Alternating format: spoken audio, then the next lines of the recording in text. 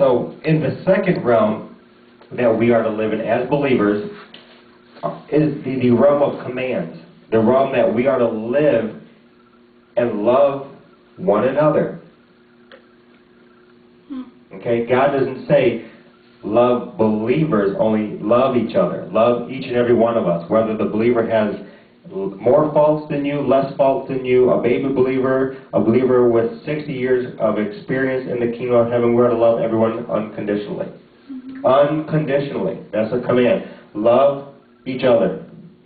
He doesn't say love each other, comma, for a couple of days. Love each other. Relationship to believers in the world. Let me see this. Relationship of believers to the world, excuse me. This is the third realm. As believers. See, as believers we live in relationship to God, we live in relationship to each other, and we live in relationship to the world. We have to. This is what He designed us to do. Verse 18. If the world hates you, know that it hated me before it hated you. Does that make any sense to you? It should.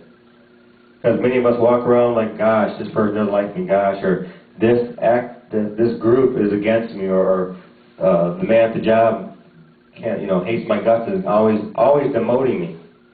Because who rests in you? God. If God rests in you, and they hated God thousands and thousands and thousands of years ago, is quite frankly going to be assumed and perceived that they're going to hate you because of what is in you, who is in you, why He's in you.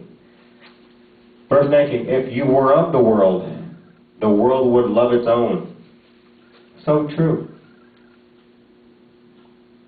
Go outside after 9 o'clock at night, down the corner, the bowling alleys, the clubs, where there's loud music and people are cohorting and having fun, so they think, beating on each other, shooting each other, stealing from each other, beating on their wives, so on and so forth.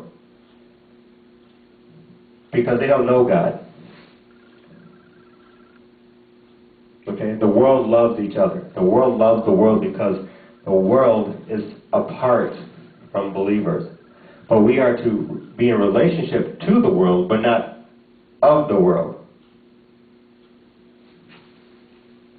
So we pick up again in 19. If you were of the world would love its own. Yet because you are not of the world, but I chose you out of the world. What is he just telling us there, everyone? But I chose you out of the world. We are saved by grace and His mercy.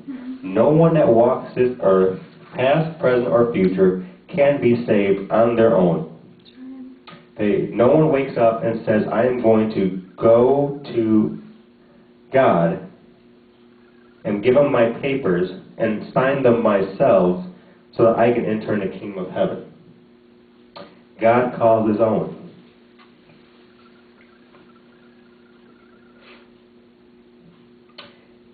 We finish off that passage where He says, therefore the world hates you. Verse 20, remember the word that I said to you. And He repeats Himself. A servant is not greater than his masters. If they persecuted me, they will also persecute you. Do not think for a very second, a millisecond,